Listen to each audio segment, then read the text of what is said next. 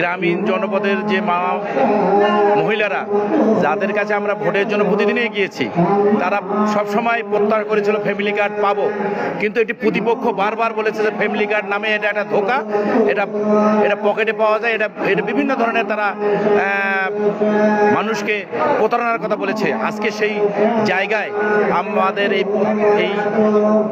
Family কার্ডের বাস্তবায়ন এবং মহিলাদের, গ্রামীণ জনপদের গরিব মহিলাদেরকে আজকে ফ্যামিলি কার্ড দেওয়ার মাধ্যমে 2500 টাকা প্রতি মাসে পাওয়ার মাধ্যমে সেই মিথ্যাটা আজকে সত্য পরিণত হয়েছে। আজকে যারা দেশ নিয়ে ষড়যন্ত্র করছে, মানুষকে নিয়ে তারা ধোঁকা দিয়ে বিভিন্নভাবে ষড়যন্ত্র করে মানুষকে বোকা বানানোর চেষ্টা করেছে, নির্বাচনের সময় মানুষকে বোকা বানিয়ে ভোট নিয়েছে মিথ্যা কথা বলে। আজকে সত্যি সেই জায়গায় মানুষ সত্য প্রতিষ্ঠিত হয়েছে। সত্য কোনটি?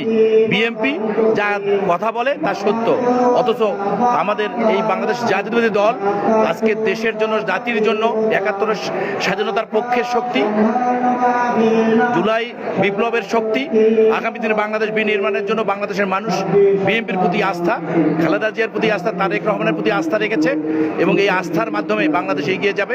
বাংলাদেশে এগিয়ে যাওয়ার কোনো পথকে কেউ রুদ্ধ করতে পারবে না। মহান আল্লাহ তাআলার অশেষ রহমত আছে।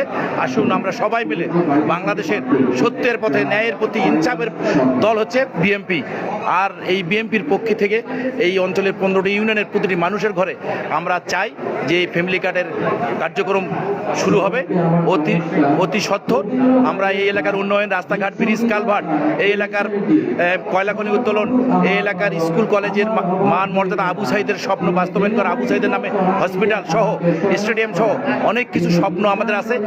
সেই স্বপ্ন বাস্তবায়নের ক্ষেত্রে যে বাধা আমাদের 12 তারিখে সৃষ্টি করেছে, সেই জায়গা থেকে আমরা বের হতে চাই। আসুন সবাই মিলে একটা সুন্দর পীরগঞ্জ বিনির্মাণ করি। আপনাদের সকলের সহযোগিতা কামনা করি। পীরগঞ্জের মানুষ আমাদেরকে প্রতি আস্থা রেখেছে, রংপুরের মানুষ আমাদের প্রতি আস্থা রেখেছে, রংপুরের মানুষ আমাদের ভোটের মাধ্যমে প্রতিষ্ঠিত করেছে। একটি প্রশাসনিক যন্ত্র আমাদের এই নির্বাচনকে বিভিন্ন খাতে প্রভাবিত করে এই অঞ্চলের উন্নয়ন ব্যাহত করেছে। মহান আল্লাহ তাআলার অশেষ রহমতে সেই জায়গায় কেটে ওঠার জন্য এই রংপুরবাসী, পীরগঞ্জবাসী সহযোগিতা কামনা করি।